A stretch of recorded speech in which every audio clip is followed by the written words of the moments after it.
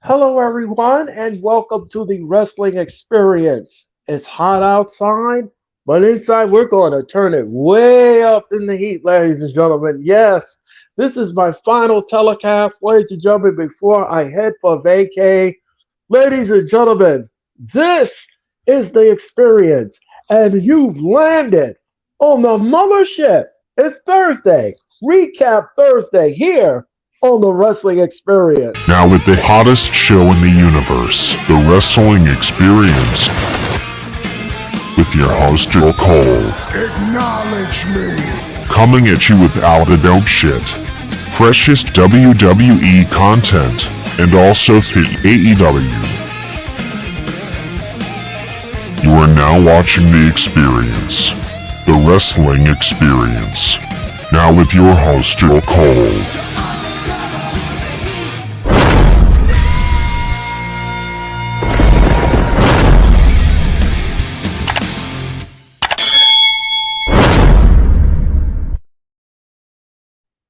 Hello, everyone, and welcome to the Wrestling Experience.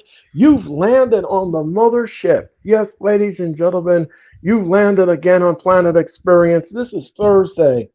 Ladies and gentlemen. It's Recap Thursday evenings, and I'm your host, Mr. Earl Cole. Yes, ladies and gentlemen, don't confuse with the other name. It is the Wrestling Experience with Earl Cole. Tonight, ladies and gentlemen, we're going to be discussing AEW Dynamite. We're also going to, ladies and gentlemen, rewind Money in the Bank.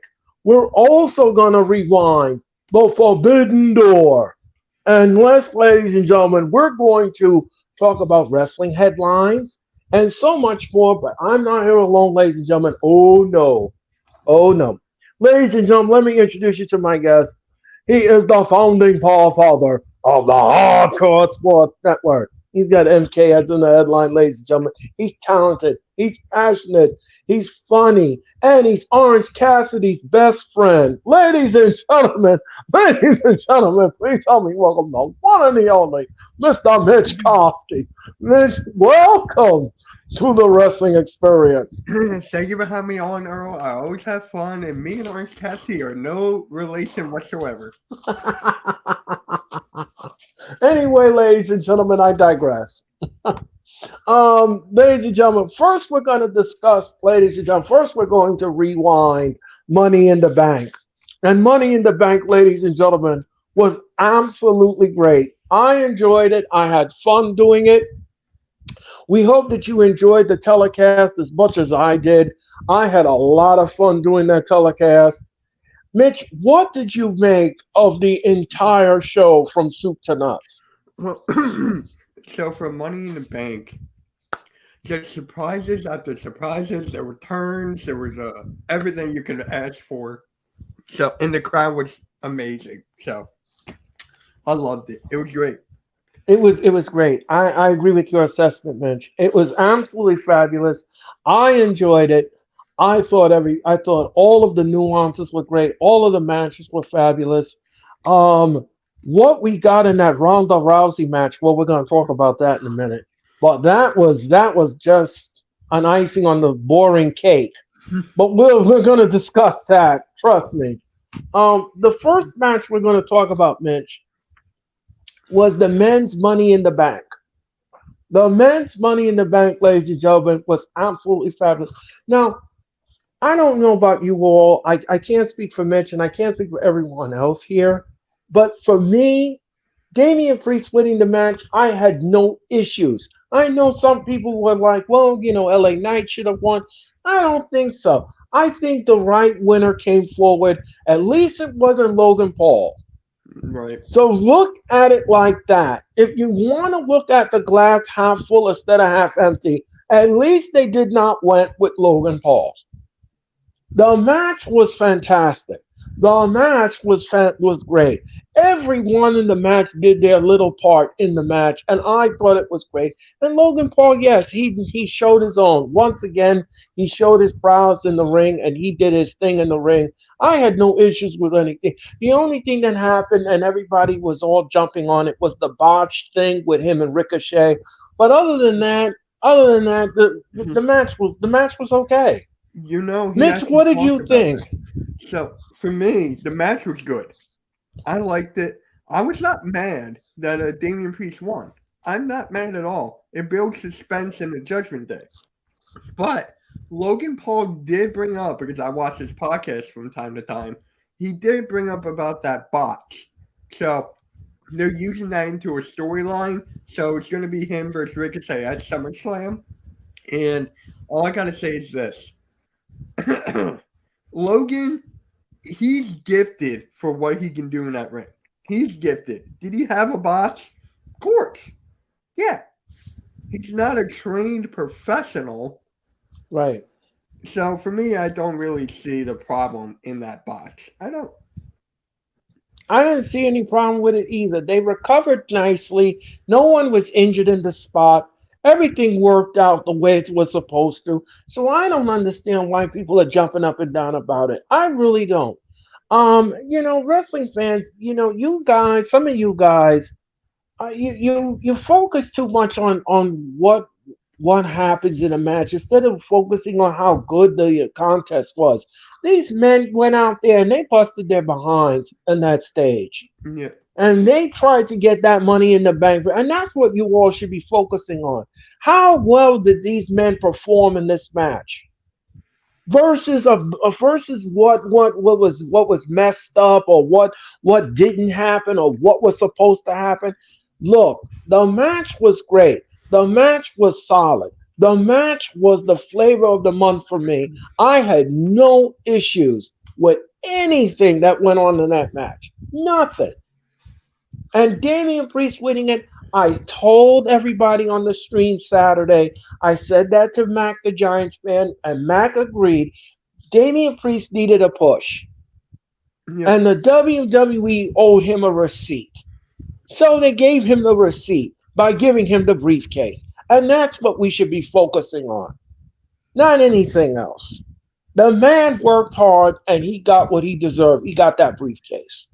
The only thing I don't want to see him do with that briefcase is cash it in early. Mhm. Wait for your opportunity, wait for your moment, and then cash it in. But don't do it too early. Don't do it on Raw.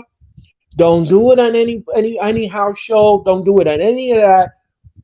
Wait for the stars align, and then cash it in.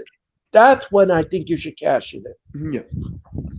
All But right, for go me, ahead. really quick, really quick. Yeah, go ahead, Mitch. When it comes to cashing in, I Yes. know they can cash in on any title. I know it's not going to be Roman Reigns. I know that for a fact. I It's probably going to be on Seth Rollins or no, I don't see who's the U.S. champ now. Oh, Theory. Yeah, I think Austin Theory. I then I got to be on the IC champ because the face. So as of Right. right now, yeah, that's for me. Overall, good match. Overall. Yeah. I'm again, like I said before, I'll say it again. The match was great. Mm-hmm. The match was fun for me. I enjoyed it. I'm glad Priest won. I was very happy. Yep. Now let's talk about something very lackluster. It was Liv Morgan and Raquel Rodriguez taking on Ronda Rousey and Shayna Baszler. Now, I'm going to say this to you all. Okay, the match was okay. It was okay. It was not my flavor of the month, and would I want to watch it again? Absolutely not. Mm, The match was what it was. I'm not into the women's tag team division. I don't know why they created it. These belts are meaningless to me. I don't know why they did it like this. But anyway, ladies and gentlemen, the match was okay. It was good. And what was really good was what happened afterwards. But the promo that Shayna did this past Monday on Raw was ruined by Ronda Bouchy. Again, Ronda has been horrendous. Her run in the WWE has been horrendous. Her wrestling is horrendous. Her promos are horrendous. She's just a boring, flat, burnt cake, unfortunately. yeah. But Mitch, what did you make of this match? This match, I remember, we were watching it, and I was just asked guys, "Is this match boring?" Because I was watching this whole match, and that was right before the heel turn, right before the heel turn around the or the face turn or whatever you want to call it, right before it happened, and I'm like, "Finally, something happened." That match was so boring. Please get rid of the titles, please. I mean, this match was no good, Mitch. This match was no good. Nope. I just uh, and nobody was really interested in it. I Right. mean, you could paint a wall in the room and watch it dry versus this match. This match was no good. This match was just. I'm sorry, but like Mitch said, what we got out of the match, ladies and gentlemen, the face turn for Shayna Baszler. I knew this was gonna happen, but I didn't know that they were gonna pull this kind of trigger. I love Triple H. He likes keeping things in the dark. I love it. We had no idea. We had no idea, ladies and gentlemen, that Shayna Baszler of old was coming out, and she deserves this push. Yeah. Shayna Baszler deserves this push. And I'll tell you one thing, ladies and gentlemen, and I'll say this. She has been saddlebagged with terrible booking and terrible partners. Look at Nia Jax. And the list just goes on and on. Then she gets saddlebagged with Ronda Bouchy. I mean, this is ridiculous. Shayna Baszler should have been women's champion a long time ago. Why wasn't she champion? Why was this not done when she was first called up from NXT? I don't know why the WWE failed to see to realize the potential here. But this woman needed this receipt. She needed the push, and she finally got it. She finally got that face turn that we were looking for. Good stuff, but the match was forgettable for me. It was forgettable. Now, good turn, but the match itself, it didn't wasn't my flavor of the month. Mm-mm. No. It wasn't mine. No, no. Um, Gunther. Gunther took on Matt Riddle for the Intercontinental Championship. The match was good. And let me tell you something. Let me tell you something. Everything that Gunther does in the ring hurts. And it hurts real bad. Yeah. When he chops the crap out of you, ladies and gentlemen, it's almost like taking hamburger and just smacking it against the wall and just there's a mess. Your chest, that's what your chest looks like, a mess. And I the match was great. The match was fantastic. He retained, he retained, but in a hard fought retainment. Mitch, what did you think of the match? I liked the match. I liked what happened after. What is up, Merrick? Thank you for stopping by, bro. But all I gotta say is Gunther's amazing. Who's gonna take the title off him? Is it Drew? I think it's true, You think it is? Mitch. I think it is true. Because you know what, Mitch?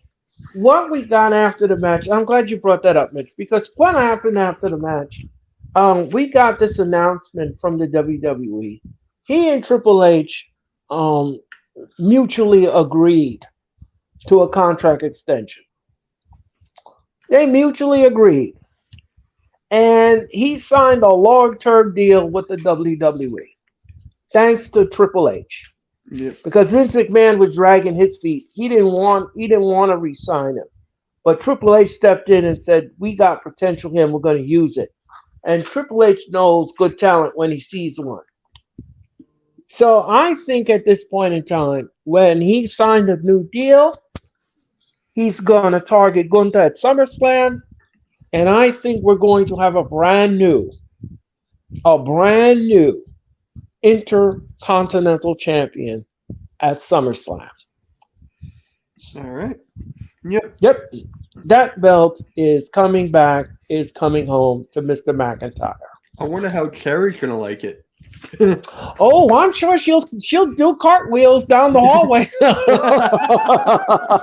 Oh, I'm quite sure she'll do that, Mitch. Oh, yes, I'm quite sure she'll do that. Yeah, yes, ladies and gentlemen, yes. All right, let's talk about this next one. Cody Rhodes versus Dominant Mysterio. Okay, here's the problem that I have with this. Here's the problem. Why is the WWE, now listen to me carefully, why is the WWE keep putting Cody Rhodes in these random feuds that make absolutely no sense? I think that this is something entertaining for everyone to watch. Why is that? I don't understand it. Yeah. I mean, the match was okay. It was okay, but to be honest with you, all he did was smack Cody Rhodes in the face, and that was the match at Money in the Bank. That's it. So let me see if I can get this right. So you need to smack someone in the face, and then you automatically get a match. That has McMahon written all over it. I mean, that was. I mean, that does that sound logical to you, Mitch? Does that sound logical? The only reason they did it because how much heat Dominic Mysterio is getting. Like, to me, he's the best heel in the company. That's my opinion. He's the best heel in the company right now. So they had to do it. But could they have done it more creative? Absolutely. Absolutely 1000%. This company is not creative other than the bloodline storyline. That's it. I mean, this is. Mitch, what did you think of the match? It was. I don't know if I'll watch it again, but it's just like it is what it is. Cody won, setting him up for Lesnar. Basically, yep. It is. I What it is. don't. I don't know. I don't know. I don't know. I would not want to watch this again. This is not something where I want to say, "Oh, I got to rewind and what." No, no, no, no. Why should I subject myself to that? And then we're gonna get Brock Lesnar and Cody Rhodes at SummerSlam #3. Why? Why?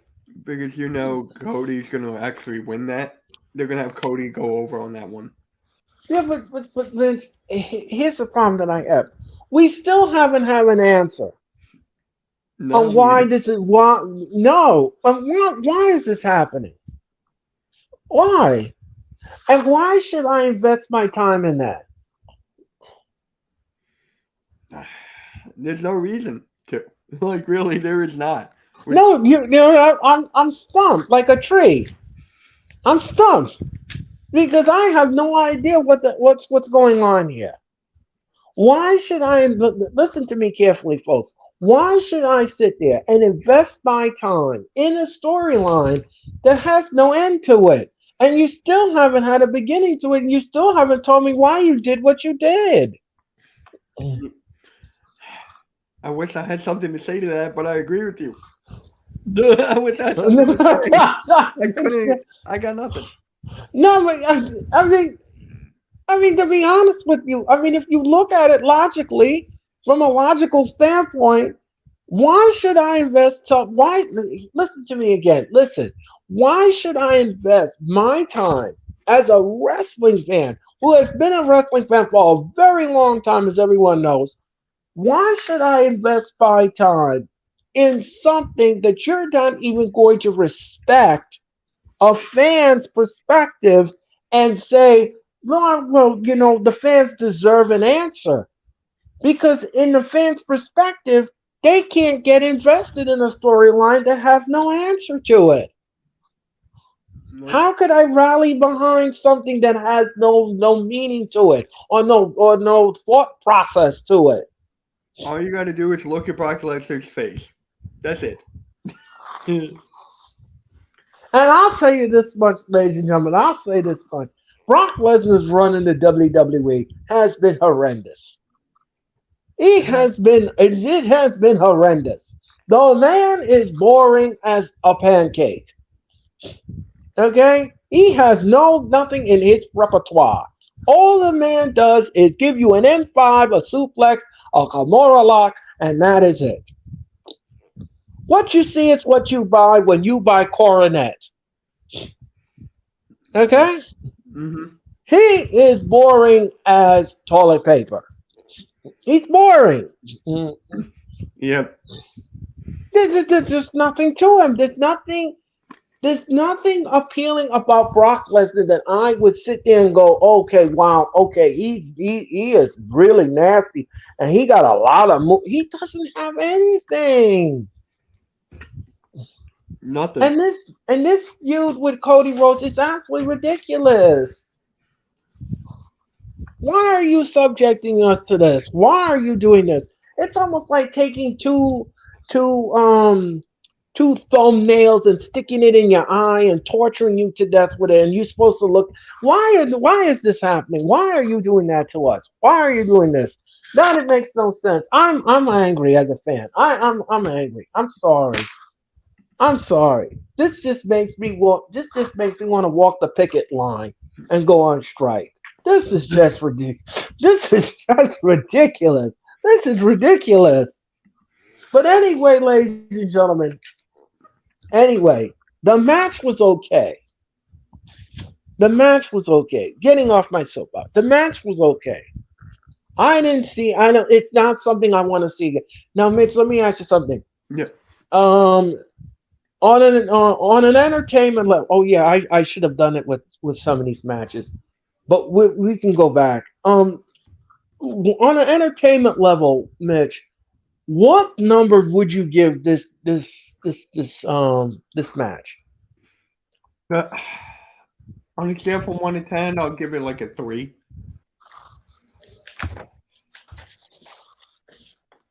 I am going to give it a 1.5. All right. Okay. Because it makes no sense. Mm-mm. If it made sense, it would have raised the entertainment level. But in this instance, in this mothership, no, it didn't. No. And I have to call it the way it is. Now, in the Intercontinental title match, what entertainment level did you give that, Mitch? Oh, I'll give that a 9. I'll give that one a 9. That was a really good match. I can watch those guys wrestle again. Yep, I would agree with that. I give it a 9 as well. Mm. And the men's Money in the Bank, what entertainment level would you give that? I'll give that a 9 as well. All right. And I would agree with that assessment as well. I want to give it a 9 as well. I thought that was really good. All right. Now, the women's tag team match, Mitch, what entertainment level do you give that? Okay. This is gonna make you laugh. It's the same entertainment level for me as me with Orange Cassidy. So I'm gonna give this one. You know what? I'm gonna be a little generous. I'll give it a 1.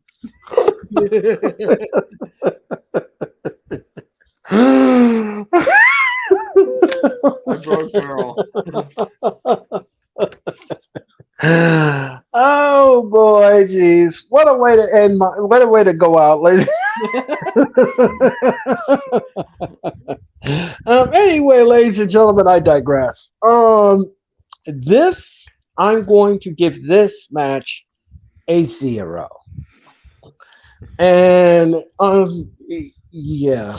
The babyface turn was fine. That was fine. The match itself was a 0. Not something I want to watch again. Seth Rollins took on Finn Balor for the world heavyweight title. Yep. The match was great. The match was fantastic. But let me ask you something, Mitch, and I'm going to ask you this is very important.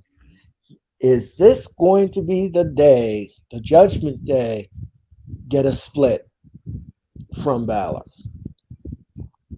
From Balor. Ugh. Yes. I don't know. I do not know. That's tough. You say yes, I'm guessing? I'm going to say there is a rift.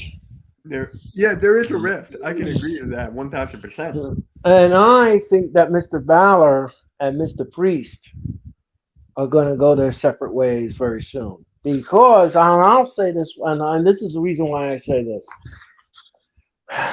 In the match, he comes down with the briefcase and he distracts Balor, and Balor loses the match. He didn't like it. He didn't care for it. But, like I said before, I'll say it again. There is a wedge that's starting to be built here.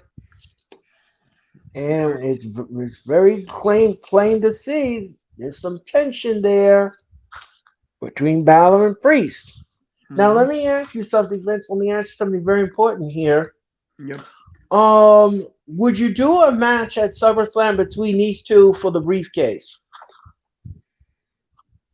You mean like what Edge did with Dolph Ziggler all those years ago? Yes.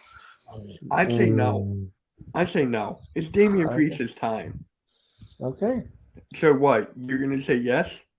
No, I'm going to agree with that thought process as well. I'm going to agree with it. All right. I don't think that this is the time for him to be coughing up that briefcase. He needs to hold on to it at the right moment, at the right time, and get his moment in the sunlight. And I don't think that at this time, I don't think that they should be doing that kind of match. Because that's a disservice to Mr. Priest. Yeah. I wouldn't book that. I agree with you in that. I honestly agree. But So, what did you think? What did you think of the match, Mitch? the match was good.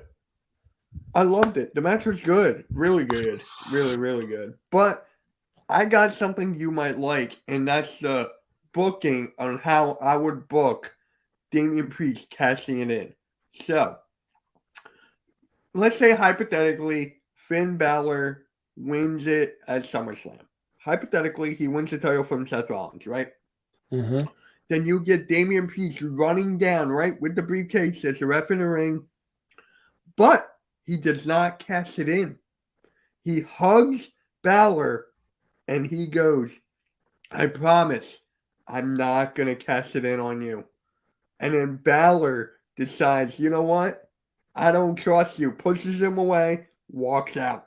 And then on Raw, the tension starts to build. Balor's about to lose it. And then when he loses the title, that is when Damian Priest cashes it in and wins it and then goes to Balor. And like, I told you, I wasn't going to cash it in on you. I think that's brilliant. I think that's brilliant. Why do you not have a job in the WWE? God only knows. Anyway, ladies and gentlemen, I digress. The match that was great booking. Thank you. I love that.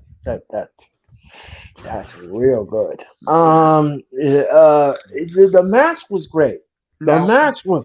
I gotta say this now. How would I book Orange Cassidy losing the title? I would have Orange Cassidy just lay down flat. Someone pin him.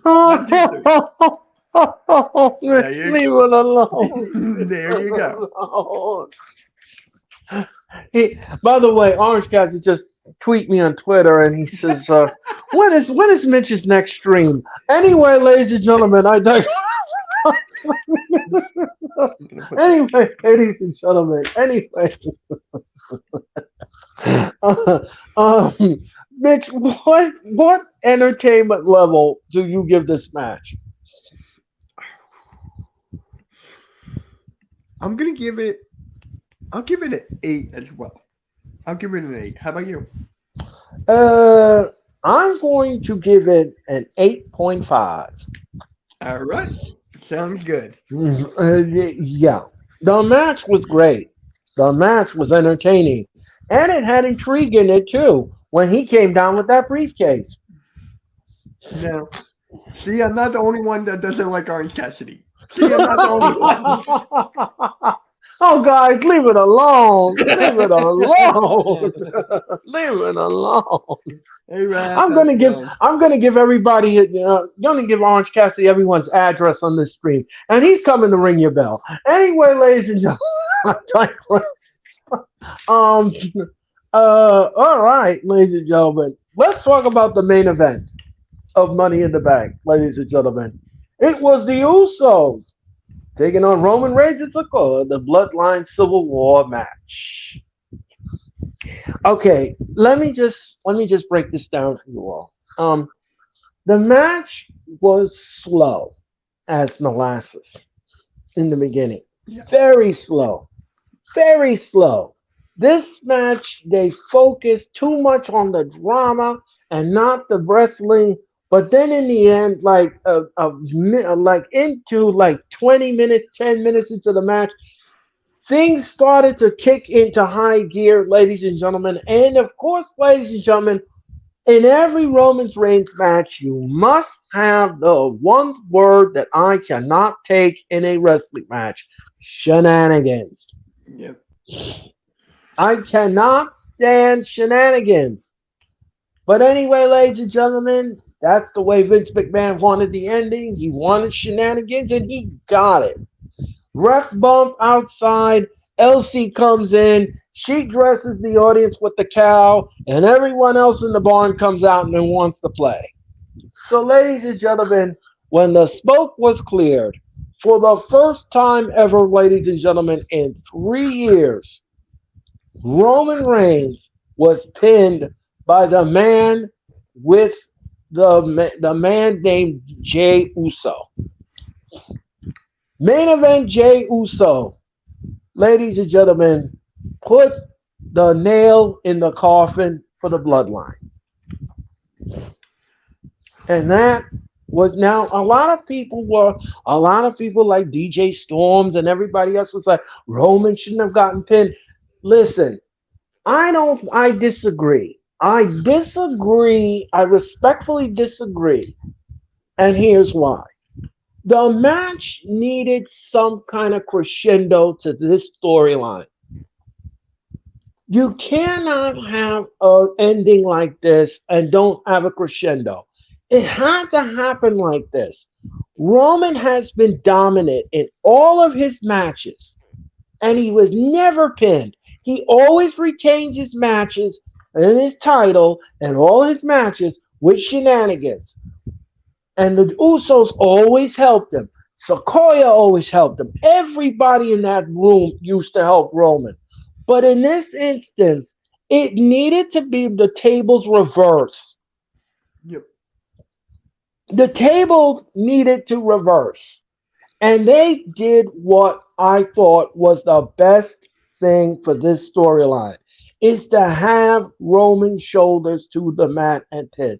Yes, no, yes, I understand you should not be pinning a champion. I understand that. But in this instance, the shenanigans backfired. We needed a close to this storyline, and we got it. Now we're gonna move on from it. Mitch, what did you make of the Money in the Bank main event? It was incredible. It was slow at first. I mean, they wanted to build suspense, which I get, but it's just like it felt too long. And you know what else I realized? Who was the first person to pin Roman Reigns when Roman got into WWE? Not from NXT, WWE. Jay. Yep. Same exact move, same exact spot.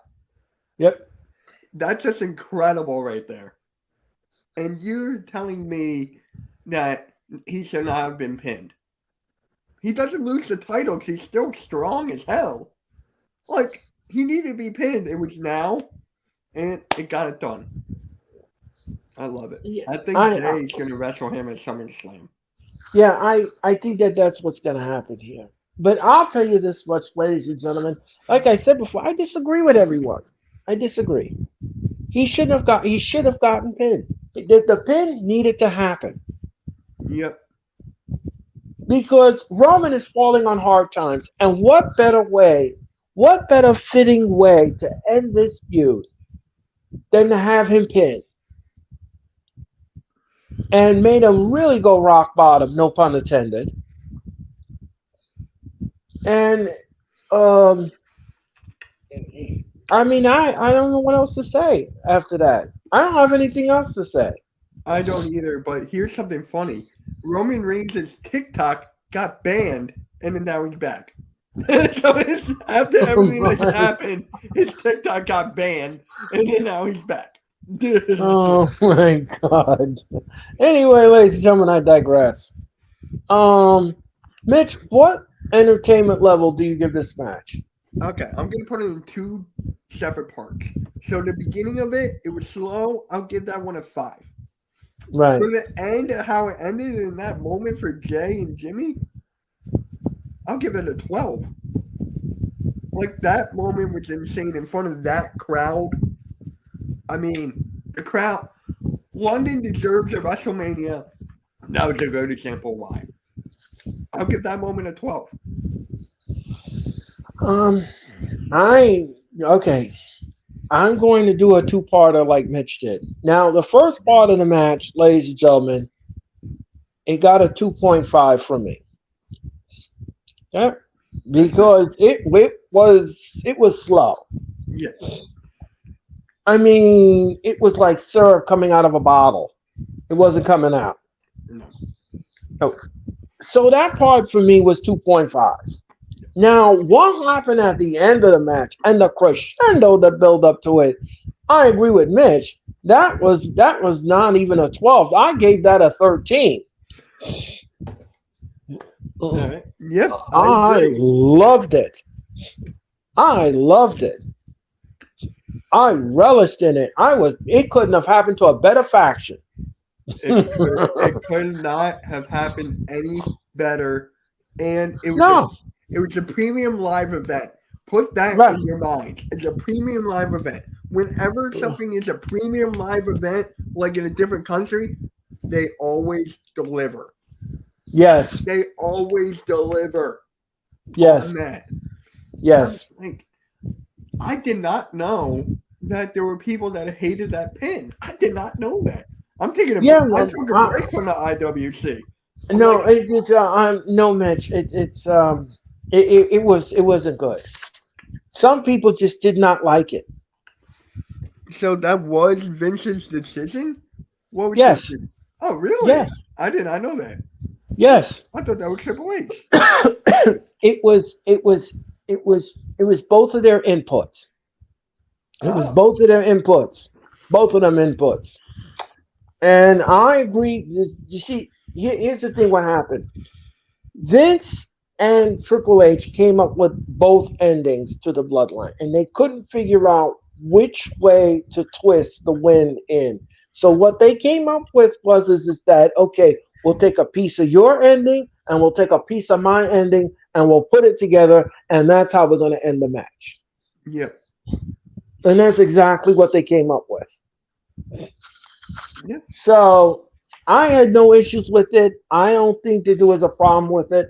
Like I said, I didn't have any issues. I didn't have any issues. I didn't either. I didn't. I didn't have any issues with it. I really did. All right. So now, ladies and gentlemen, that was Money in the Bank. Fun show, good stuff. All right. So now, ladies and gentlemen, we're going to talk about AEW Dynamite. All right. And last night we had Dynamite from Ontario, Canada, once again, as the tour continues for AEW. Mitch, what did you make of the overall build for last night's Dynamite? So I'm mixed. I have mixed feelings about it because people on Twitter were saying like it was bad, it wasn't good. I thought some parts were good. I thought some parts. How about you? I'm a little mixed. Um, I thought it was okay. Okay, It was then that's the was word I trying to say. Okay. right. It was okay. Yeah. The show was fine. Yeah. It had some comedic elements to it. It had some intrigue to it, and it had everything else in between. So let me tell you something. I think the most funniest part of Dynamite was MJF. Yes. Now I'll tell you something, ladies and gentlemen. I'll tell you something. This I there are a lot of people out there that don't like MJF. I'm not a fan of him because of his heel work. But what he can produce on camera is absolutely gold. He is funny as heck. I Yeah. was laughing so loud. He was funny. And that's what a heel does, ladies and gentlemen. That's what a heel does. So him and Adam Cole are in the gym working out. This was something else. He started to insult the man that was in the gym. Adam Cole came in and he was like, "You can't say that, bro. You can't do." And MJF just went on and insulting this guy, and he was in character. I thought the segment. I had Mitch. What did you think of the segment? Hilarious. That's all I gotta say. It's hilarious.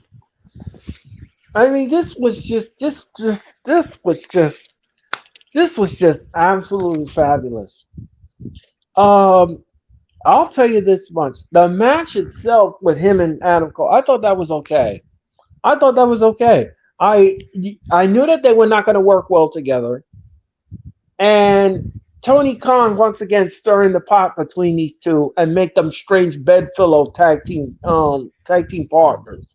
Yeah. Mitch, what did you think of the match? Hmm. It was okay to good. I'm kind of shocked is that maybe they're saving it for like the next pay per view. You think, like maybe for the best work at a pay per view, but it didn't feel like a really good match to me. It just felt like an AEW original match. That's it. Yeah, I kind of agree with that. The match to me was okay. Um, I again, like I said, MJF got cake in the face.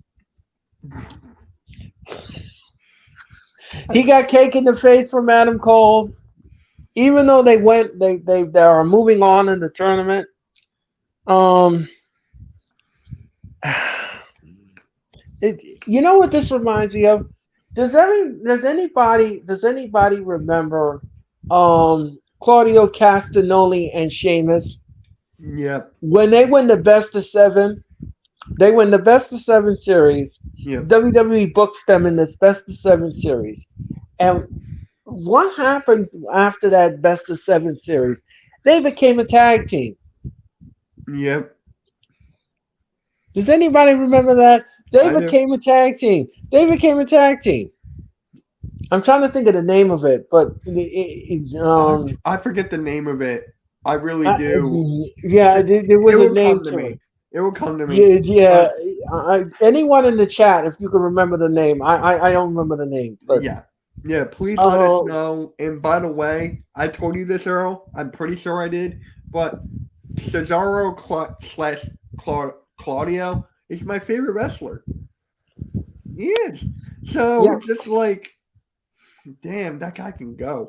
That guy can yeah. wrestle. Claudio Castagnoli is great. I love me some Claudio Castagnoli. I don't have any issues with him.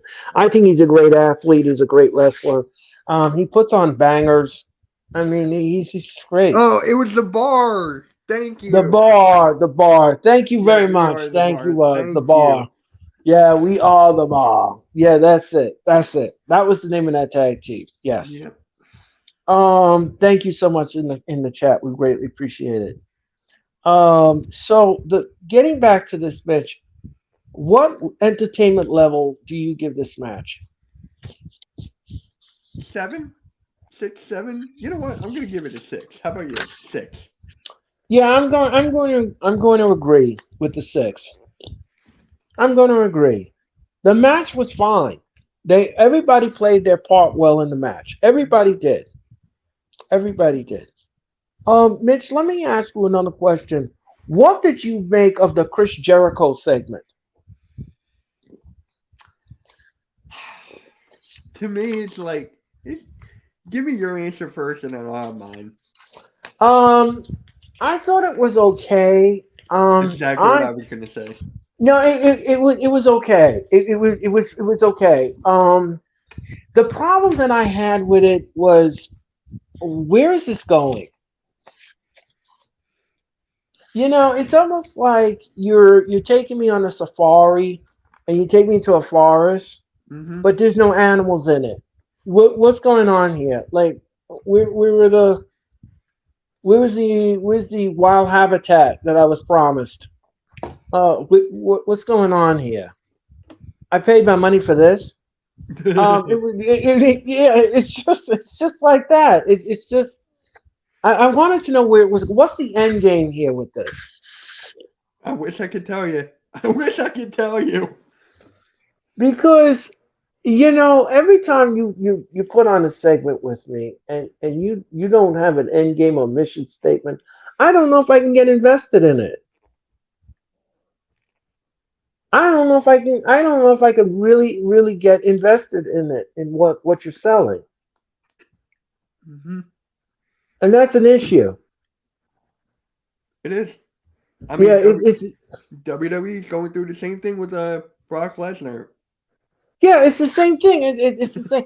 I'm glad that you brilliantly brought that up. It's kind of ironic that it's the same thing here. I don't know if I can invest in something that have no end game to it. No. And by the way, Beyond the Strip, I remember that. We Are the People. I remember that. Yeah, I Hilarious. remember that. Yeah, Hilarious. yeah, we the people. I like that beyond the script. Thank you very much for that. But there's no thought process here. There's no mission statement. So how could I get involved in something that's hmm? It's just like, I'm, okay, next. Are we done yeah, here? Next. yeah. That's I don't know, folks. It was on an entertainment level, Mitch. Like, what do you give this segment? 5. Okay. How about you? I'm going to say a 1.2. Dang, I thought I was not being generous at all. I'm sorry. No, don't be Uh, sorry. I'm sorry, ladies and gentlemen, but unfortunately, if it don't have a mission statement and it's not an attention grabber, then how in the world could I get invested in this? And what are you trying to say here with these two? Oh, You can't do randomness and think that it's okay for me to pick up the pieces and clean the carpet with the vacuum when there's no crumbs. right. I mean, I'm just being. I'm just. I don't know. The Acclaim and Daddy Ass took on the Blade and the Bolly Boys, making their debut in AEW. Ugh. Remember, they were the sidekicks of Jinder Mahal. If you all remember that. Yep. Mitch, what did you think of the match? It is what it is. Okay. How about you? that was that was quick. He clapped his hands, ladies and gentlemen, and moved the sky over and said that was it. There's nothing I can say about that. He is absolutely right, ladies and gentlemen. That was it. Um, yeah, I mean, I don't know. At least it went. At least you know. At least it went on early. The match went on early, and most over guy in the match, according to the fan reaction, was the Acclaim. That was the only thing that was, which I thought was what it was. But the match itself it was okay. Would I want to see it again? No. Um, Let me ask you something, Mitch. Are you tired of the scissor me daddy ass? I've been. Thank God someone asked me this. I've been wanting to say this. I'm about to tweet it out. I've been tired of this since the beginning. To me, it's not funny. And knowing me, people see when I tweet out 69 of my humor. This is not funny to me at all. This is not. Like some of them are. Like if you let me ask you something, Mitch. If you were sitting in an AEW audience and there's a gentleman sitting next to you, and he sits next to you and he tells you, "Scissor me, daddy," what would you tell him? I'll be like, exit. I'll be like, no. Now this will be funny. You ready for this? If that guy asked me that, and then Orange Cassidy's in the match, I'll be like, I'm out. I'm out. I can't do this anymore. I'm out.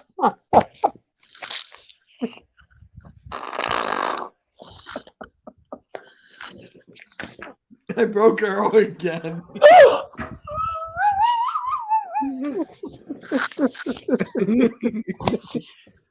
Oh my gosh, ladies and gentlemen, leave a tender moment alone.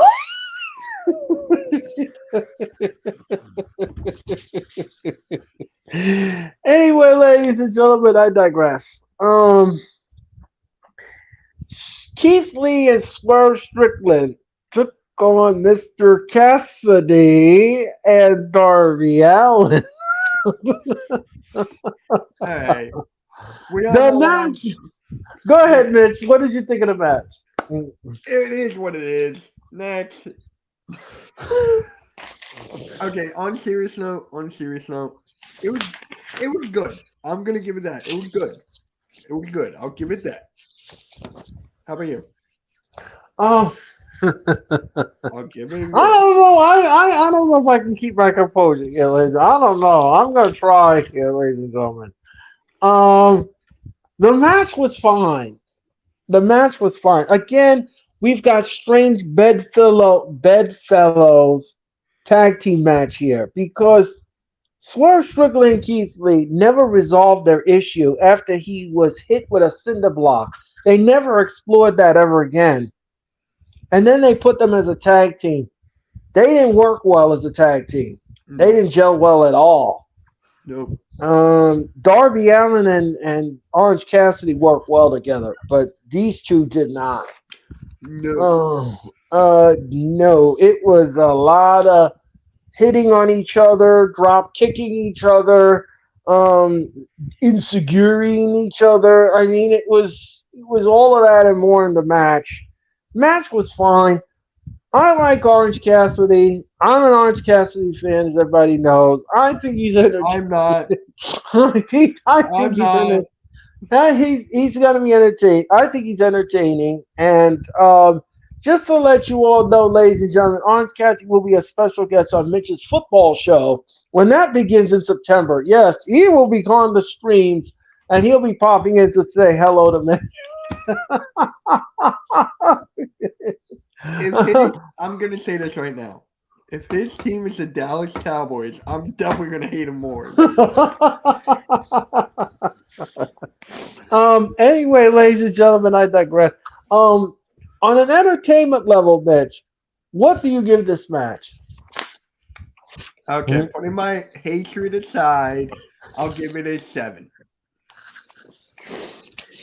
And I, because I'm an Orange Cassidy fan, and I think he's entertaining.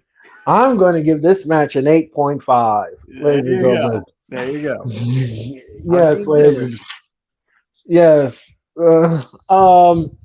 Now when it comes to the Acclaim match, Mitch, what entertainment level do you give that? Four. Okay. How about you? I am going to go down the dial and say a 2.1. Man, I'm really being generous. It looks like that. No. I'm sorry, but it No, just don't be didn't. sorry. Don't be sorry. It just didn't grab my attention. I'm sorry. It was okay for what it was. It was fine. Um. All right. So we have. Let's see what else we got here. Uh. Okay. We have the tournament finals, ladies and gentlemen. It was Dr. Britt Baker. Oh, hold on 1 second, man. You must do this on my show. It is Dr. Britt Baker, DMD. Right. And she took on Ruby Soho. The match was fine. The match was okay. I love me some Ruby. I love some Dr. Britt Baker. I think she's good in the match. Mitch, what did you make of the match? I love Britt Baker. She is my favorite when it comes to the women. So it was good. How about you? Yeah, it was good. It was good. I great chemistry, great nuance in the ring. These outcasts are very dirty girls. They're mean girls. Um, yeah, so I didn't have any issues with it. I didn't have any issues. She moves on in the tournament, and we'll see how far she goes. Um, By the way, on an, I just tweeted Orange Cassidy sucks. I just tweeted it.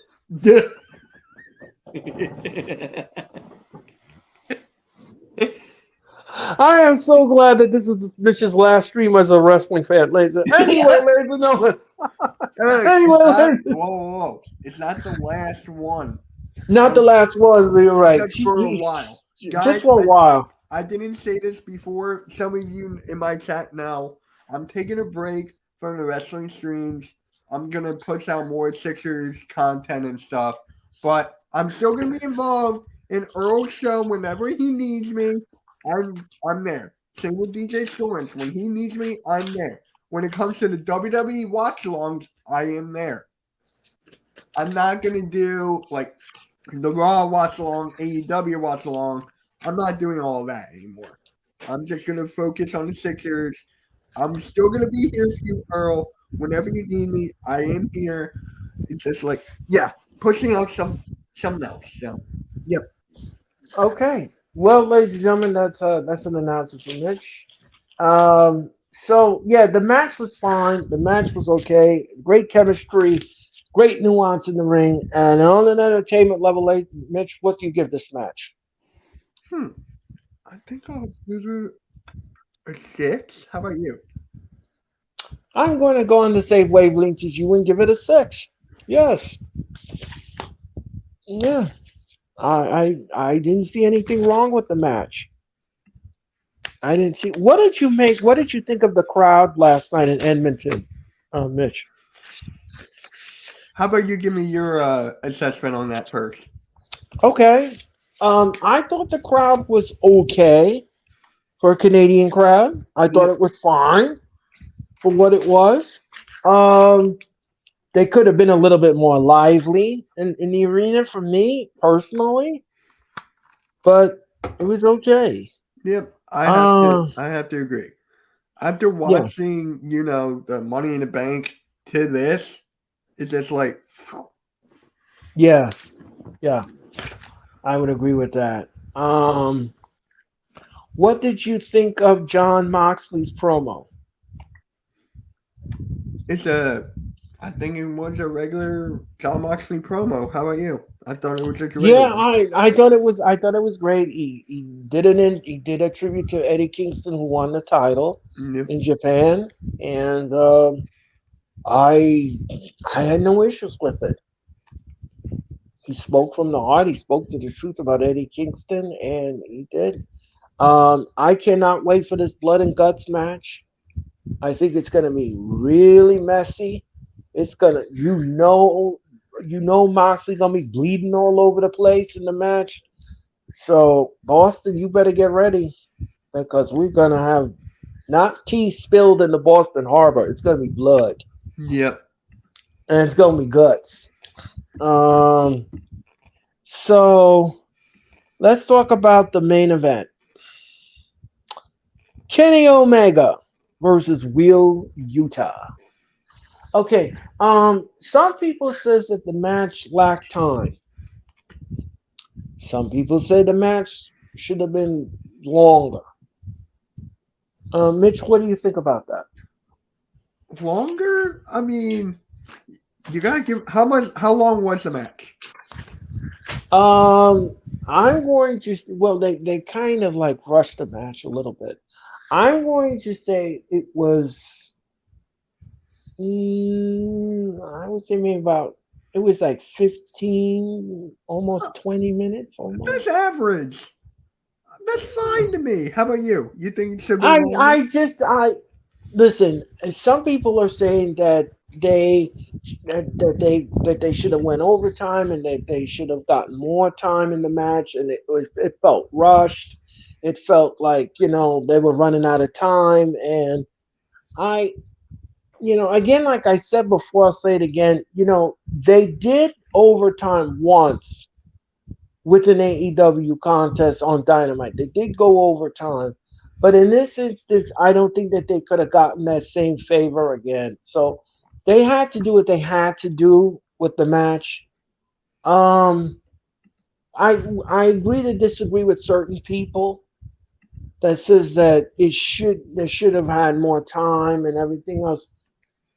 There's nothing really you could do, but Tony Khan has a time management issue, and that's one thing he still needs to work on and he's still trying to navigate through. Um, but other than that, the match was fine. I had no issues with the match. Mitch, what did you think of the match? You stole the words right out from my mouth. I was going to say the exact same thing. Um, yeah, and on an entertainment level, what did you give this?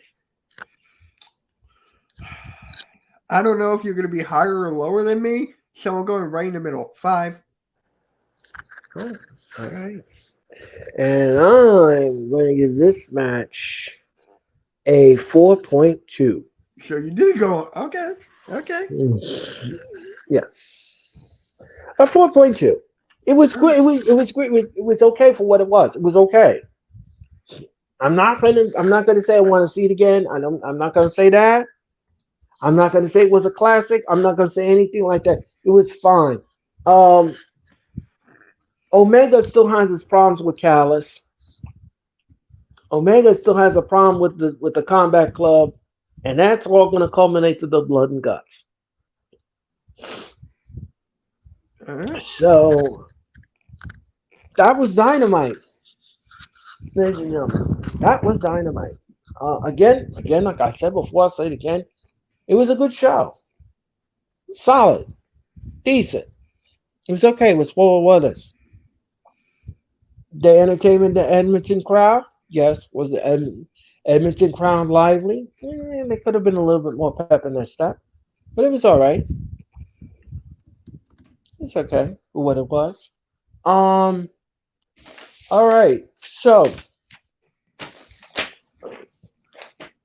let's move on, ladies and gentlemen. We're gonna go back to AEW, and we're gonna be talking about the Forbidden Door, ladies and gentlemen. The Forbidden Door number 2 happened, ladies and gentlemen, on June the 25 from Toronto, Ontario, Canada. AEW made their debut in Toronto. They made a lot of money off the event. Tony Khan should have been very proud of himself. Let's talk about the pre-show matches first, Mitch. All right. Athena took on Billy Stars. The match was great. The match was a banger. Yep. I thought that this match was fantastic. These ladies brought it. And you know something? I love Athena. I do too. She is vicious in the ring as a heel, and I love that. Give me more of Athena any day, any time of the week, as she beats the stew out of all of these ladies in the Ring of Honor. Mitch, what did you make of this match? I thought it was great. I wish Athena was more on the card, actual card, but there's so much talent to go around. Right. Again, like I said, I loved it. I loved it. It was great. These ladies, they were just pedal to the metal. These ladies, and they brought it. They turned that crowd all the way up with their match. Great stuff in the ring. Great nuance. Great chemistry in the ring. Okay, now it was Stu Grayson taking on El Fantasma. The match was good. I liked it. I'm not really a fan of Stu Grayson. I don't know why. He just doesn't do it for me. I don't know why. I'm right there with you. I don't know why. There's something about him that just doesn't do it for me. And I don't know what it is. I can't put my finger on it, but the match was okay. Match was okay. Mitch, what did you think of it? It was okay. Nothing else. Okay. All right. So, on an entertainment level, Mitch, what do you give Athena match? Oh, the Athena match, I'll give that an 8. How about you? I really like that. Yeah, that's going to get a 9.7 from me, ladies and gentlemen. Ooh, okay. I loved it. Athena rocked, and she rocked in this match. And I love her as a heel, and I love her as a champion. I think she's going to go far with that. Now, the Stu Grayson match, Mitch, what entertainment level do you give that? 3. I am going to give it a 1.1. Okay. All right. And that is it. That is it. And that is as far as it's going to go on this mothership, ladies and gentlemen. So, all right. Let me see. Do we have any more of the pre-show matches? Let's see here. We went with Dina.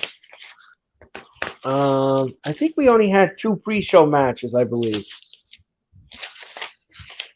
I think it was 2.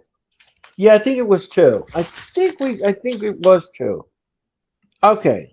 All right. So, all right. Let's talk about this for a second. Let's talk about this. Hold on one second. Let me just go through my list here. Okay. All right. Let's talk about the main show for a second. Let's talk about the main show. Jack Perry took on Sanada. The match was great. The match was fun. And what we got out of the match afterwards was very shocking. Mitch, what did you make of this match? The match was great. What we got after the match was even better, in my opinion. So that was just really, really good. I like it. I thought it was great. The heel turn, the everything else in the match, I thought that was great. I absolutely loved it. It was great. Fabulous. Mitch, on an entertainment level, what do you give this match? The entertainment level I'll give this match, you know what? I haven't given it a 10 yet. No 10s yet. I'll give it a 9. Oh, I'm giving it a 9. How about you? I am going to give this a 9.8. Why not just give it a 10? Well, I would have given it a 10, but I kind of like want to keep it the way it is, a little intrigued. But I liked it. Yeah. I liked the match. I liked the heel turn. I like that. Thought that was interesting. Okay, let's talk about this next one here. Willow Nightingale took on Tony Storm for the AEW Women's title. The match was fine. I love me some Willow Nightingale. Oh my gosh, this woman, I'm telling you all something. If you're not a fan of Willow Nightingale, ladies and gentlemen, I don't know why are you a wrestling fan. This woman comes out and she wants to party with everyone that's in the arena. She comes out there and she hugs the little girls. Then she goes in the ring and she starts dancing and all of that, and she puts a smile on your face. That's what Willow Nightingale does, ladies and gentlemen. Ever since she came into AEW, and I'm glad she's all elite, she has been rock solid as a wrestler, and I love some Willow Nightingale. She needs a title push, and I think she deserves one. In this match, however, she took on Tony Storm and the Outcast, and of course, unfortunately, she didn't come away with the title, but she's had a solid run in the match. Match was fine. Everybody played their part well in the match. I had no issues with it whatsoever. What did you think of the match, Mitch? I thought it was good. I like Tony Storm in the ring. I really do. So I thought it was good. You thought it was good? Yeah, I thought it was great. Now let me ask you something, Mitch. Did you think the interference in the match was a little excessive? You know what? I've been thinking about that a lot lately. I don't know why. Sometimes my brain just goes off topic or whatever I'm doing. I'm thinking about that. And yeah, like why? Yeah, you see, this is the problem that I have. Here's the problem that I have with interference and AEW Women's. Now, Britt Baker did this. Mm-hmm.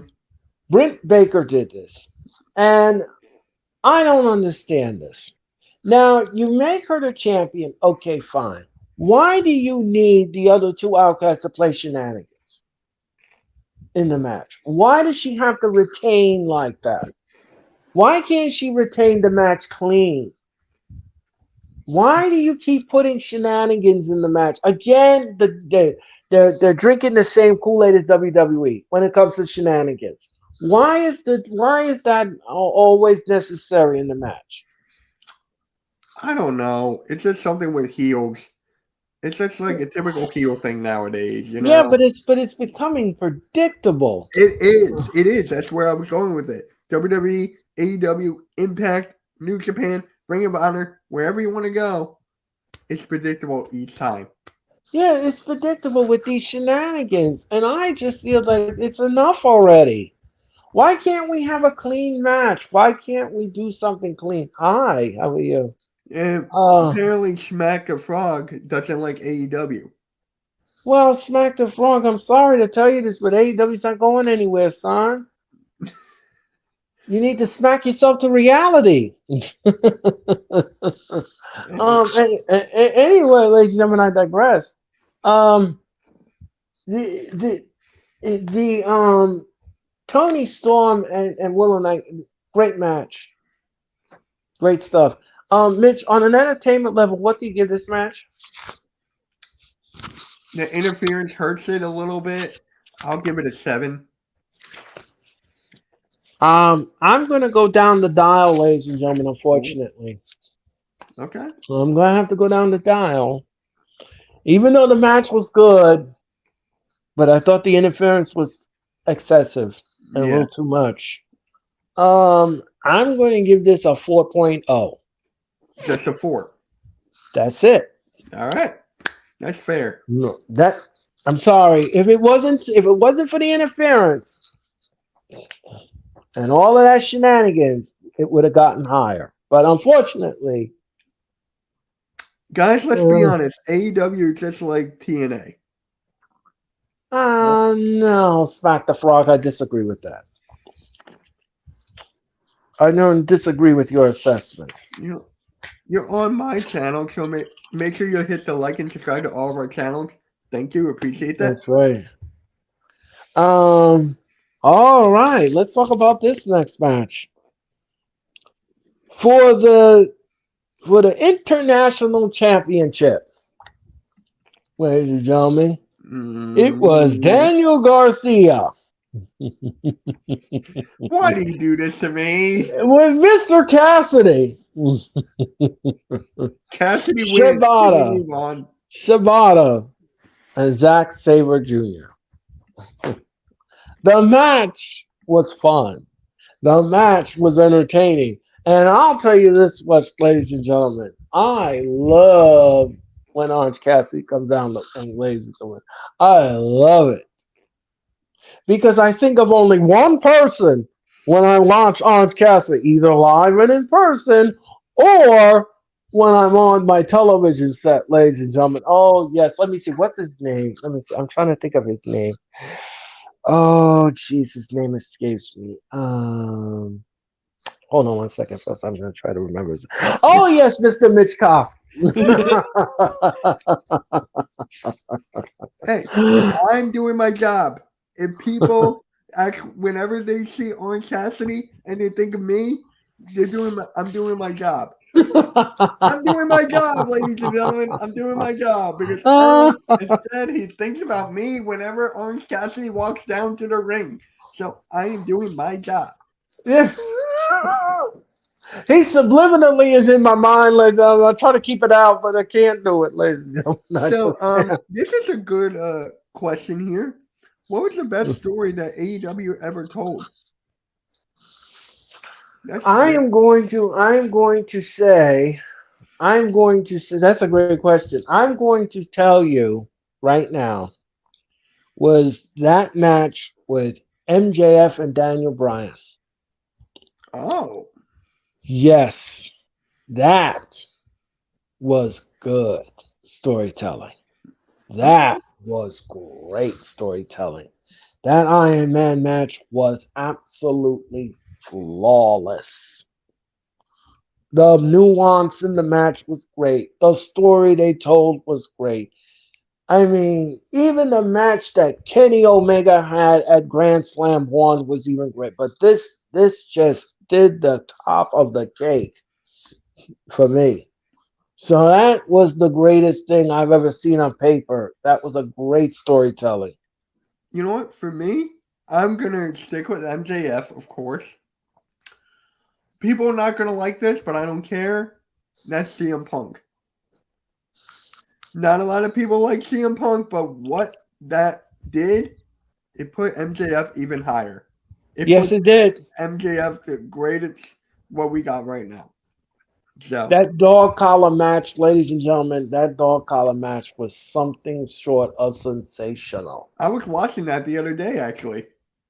That was absolutely breathtaking to watch. Yeah. It was good. It was an It was, energy drainer, ladies and gentlemen. That match, I'll tell you something. You need to, if you never seen it, go and Google it and look for the highlights of it. I'm telling you, folks, I'm telling you, this was compelling television at its best.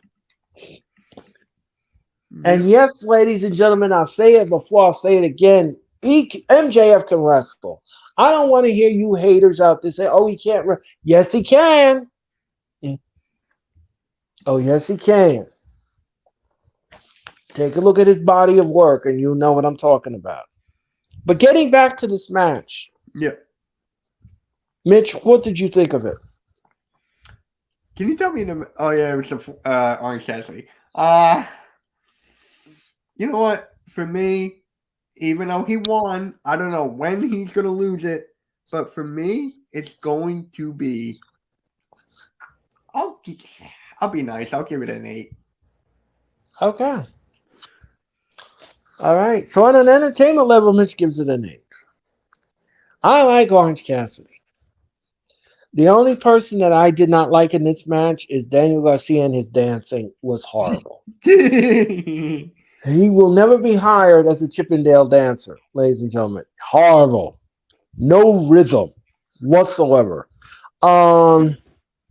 So based upon what I said in this match, I'm going to give this match a 9.2. Okay.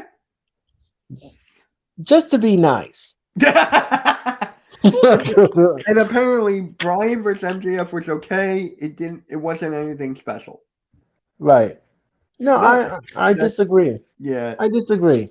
yeah. No, I disagree with your assessment, Mr. Fry. I disagree. All right. CM Punk took on Kojima. Now, I'll tell you this much, ladies and gentlemen. CM Punk was booed out of the building.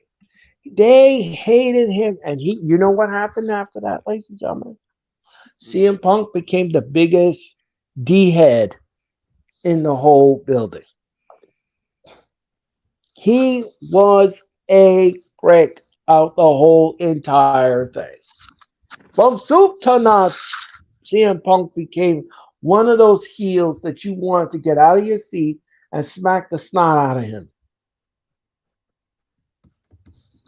CM Punk was not everything that he did to this man in this match, the crowd booed the snot out of him.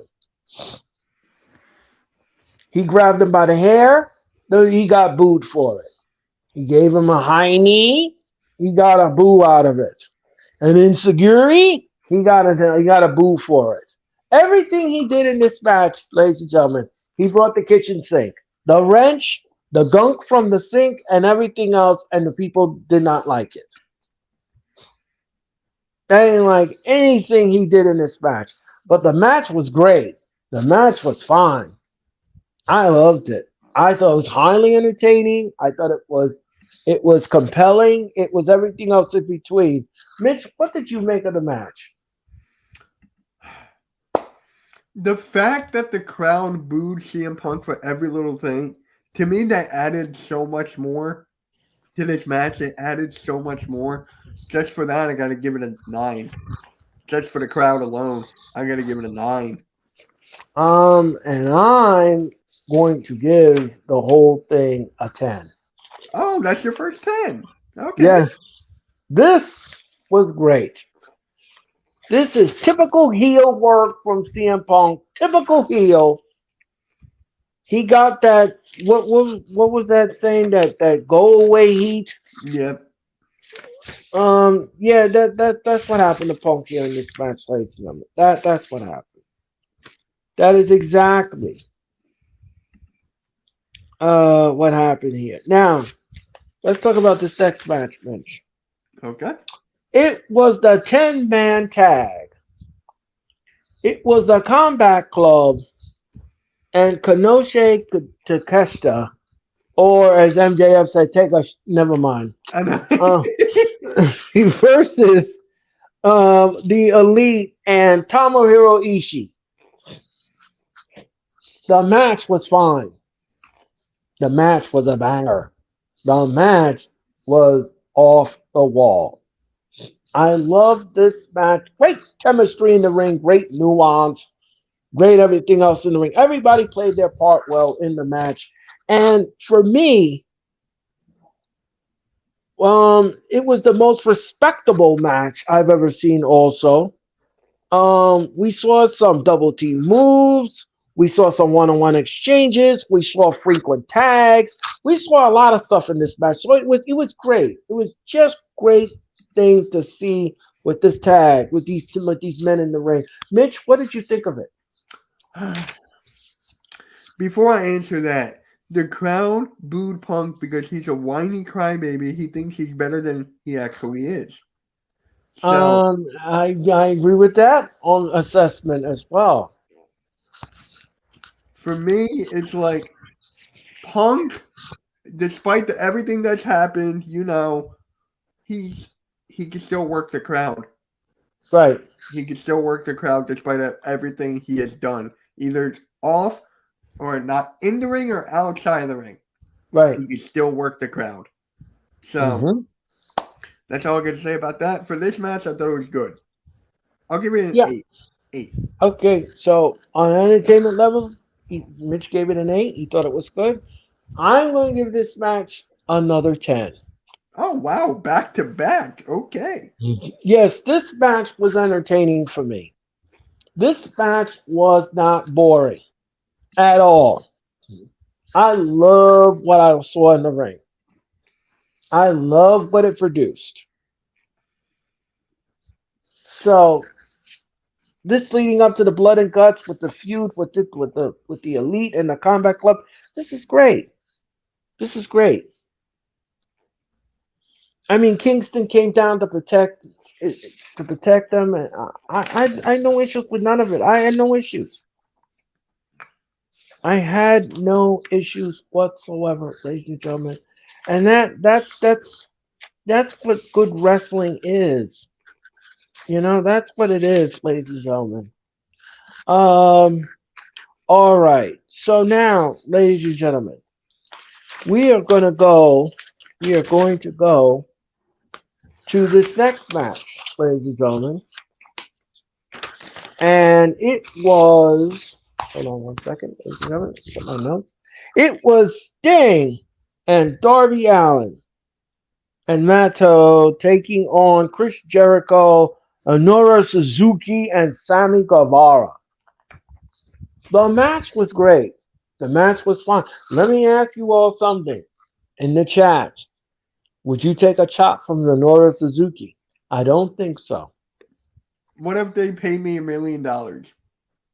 Would you take it? For $1 million, yes. Okay. All right. Mitch says yes. He would If take only the if I chop. get $1 million. And you sell it well. You Yeah. need to sell it well in order to make the money. You can't be like machine gun laughing. I'm gonna get chopped. No, no. Yeah, sell it, Mitch. Yeah, sell it. Anyway, ladies and gentlemen. Anyway, I'm a fan of Sting. I love Sting. I love Darby Allin. I think they're a great tag team. Mitch, what did you make of the match? Darby Allin, man, he's one of the best wrestlers in the world. I love what he did in that match, so I thought it was really good. I, something. Here's the thing. Sting is like in his 60s. Yes. Did you see that spot, Mitch, when he leaped off of that ladder? Yeah. Oh my gosh, Mitch. He injured himself. I know. Why would you do that at that age? Why would you take that kind of bump at that age? I guess in the moment, he's like, screw it. I'll do it. I didn't think that was necessary. I didn't think so. I mean, it's Sting. He wanted to take a risk. He did. He had a pair of balls. He did it. I'm sorry, Mitch. That was not good. That was not good at all, Mitch. Nope. He could have killed himself. Yeah. I know. Damn, Sting, don't do no more of those kind of bumps, please, man. Mitch, on an entertainment level, what did you make of the match? 7. Okay. I'm going to say 6.2. Okay. Yes. The match was, I mean, it was fine for what it was. I'm not going to say it was a classic. I'm not going to say anything like that. It was okay. It was fine for what it was. Okay.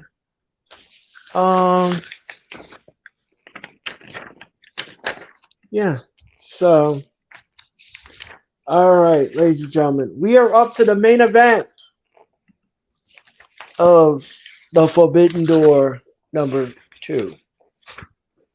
It was Bryan Danielson taking on Okada. The match was fantastic. Unfortunately, ladies and gentlemen, Bryan will be out for a while. Yeah. His forearm got broken in the match. Another thing too is that I want to address here. they said Brian got dumped on his head. And listen, the match was okay. He protected Brian. He didn't give him a concussion or anything. He just got a broken forearm. You guys are just you jump on these things and you make conclusions and you do all these innuendos and all this kind of stuff. Listen, you should have focused on the match itself, not what happened. He was fine in that spot. He was fine. So I'm not making a mountain over a molehill. He was fine in that spot. But anyway, ladies and gentlemen, I digress. The match was fine. Match was okay. Great chemistry in the ring, great nuance in the ring. And for me,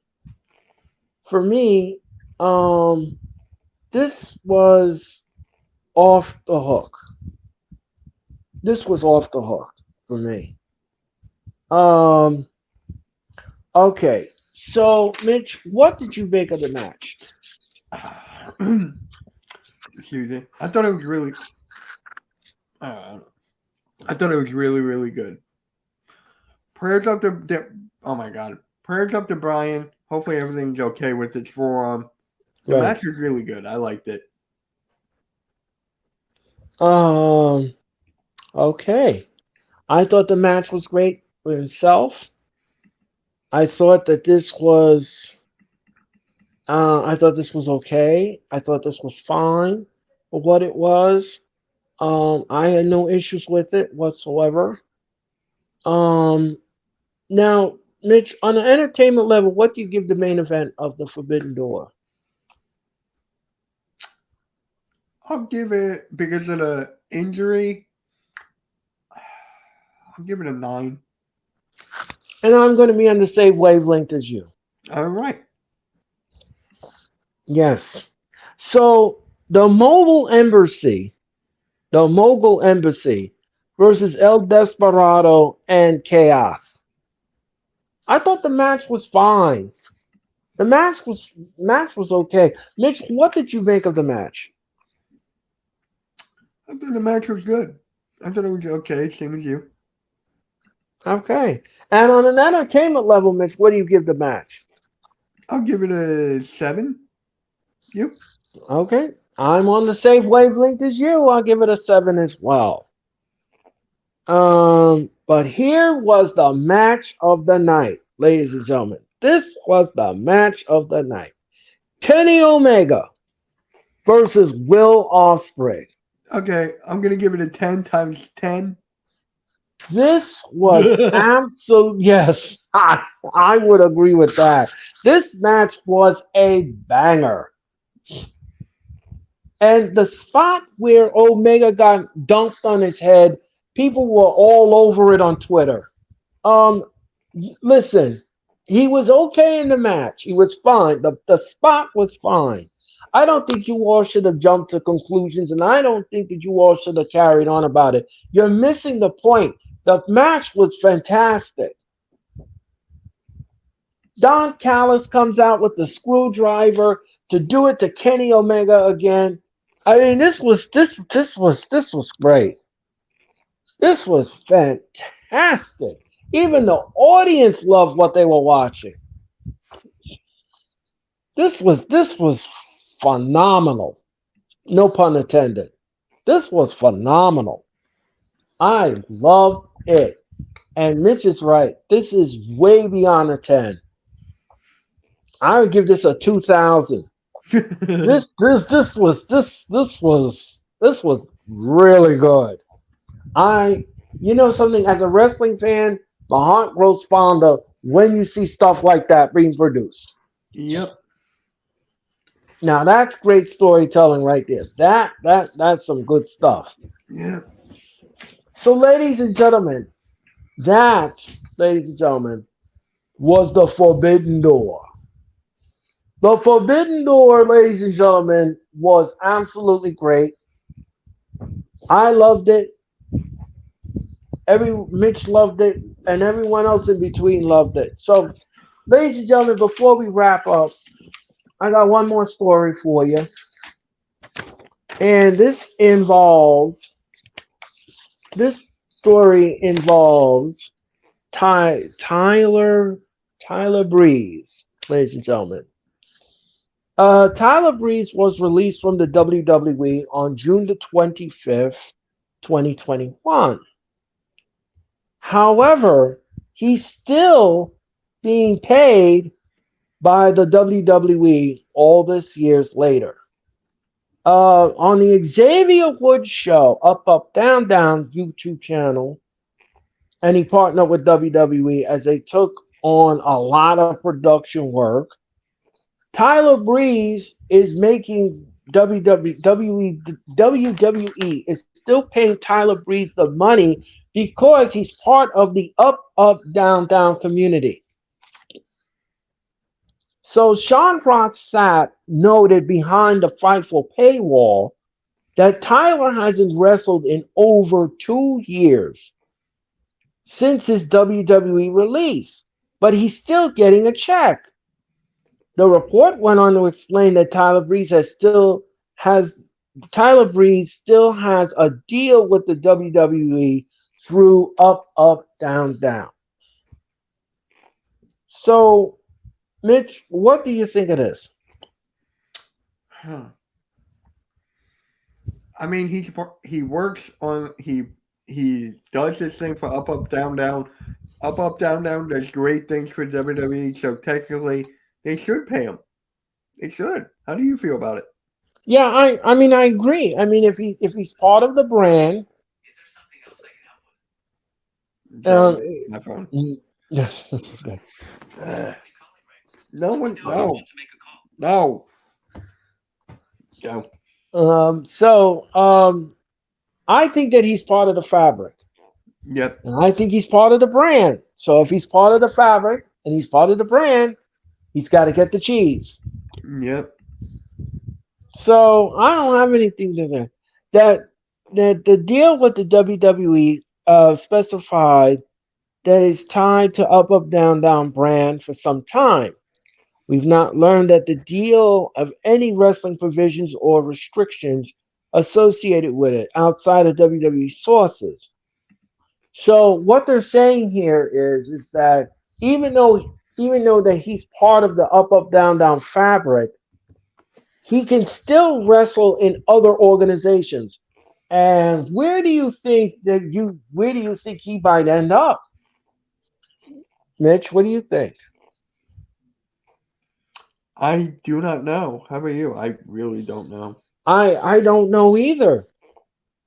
I mean, Impact might be something good for him if he wants to do that. Ring of Honor is also a good thing to do. Now, I don't know if he would want to do AEW. That's something that needs to be probably explored and expounded upon. But as far as this article is concerned, I don't have any issues with it. I don't have any issues with it because he's part of, like you said, Bench, and you said it brilliantly. He's part of the fabric, Yeah. so he needs to get paid, just like Bobby Bonilla and the Mets. Mm-hmm. Yeah. And Yep. ladies and gentlemen, that's gonna do it for my show. That's it, ladies and gentlemen. It's time for me to put my feet up and relax, ladies and gentlemen, and go on my vacation. But ladies and gentlemen, I'm going to be back in cyberspace on July the 17th when I return with the Raw Watch Along, AEW's Blood and Guts, the Wrestling Experience, and Elite Talk number 8. So all of that, ladies and gentlemen, will be happening when I go on vacation, when I come back from vacation. Mm-hmm. So, Mitch, I want to thank you again for coming on my show. Of course. I love being on your show, Earl. I love being on your show. And again, this is not my last time. Whenever you need me, I am here. Oh, I know that, Mitch. Anytime I give you a call, I said, Mitch, do you want to come on the rest? Mitch says, let me look at my calendar. Let me see what I can do. Mitch always says yes. Mitch is good. He's gold. He's gold. Mitch, I hope that you have a good week ahead. You do. Yeah. And I will be in touch with you as soon as I come back, as soon as I return. All right. But ladies and gentlemen, that's going to do it for me. That is it. We're going to put a bow on the wrestling experience. I want to thank you all for tuning in tonight. I want to thank you all for all the support you've given me over the years. I want to thank you all for giving me the views on the Raw Watch Along and all of the televised shows that I've been on. I want to thank you. I want to thank Mitch Kofsky for his support. I want to thank everyone on the Hardcore Sports and Philly Sports Network and all networks in between. Thank you all so much for tuning in. We hope that you have a safe weekend, everyone. Stay cool. And I'll see you again in cyberspace on July the 17th. Good night, everyone. Now with the hottest show in the universe, the Wrestling Experience, with your host, Earl Cole. Acknowledge me. Coming at you with all the dope shit, freshest WWE content, and also the AEW.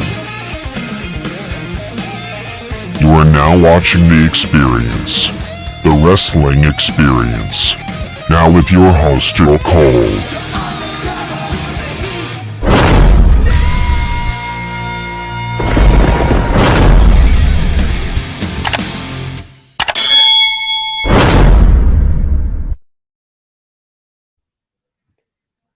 I'll be in the shower.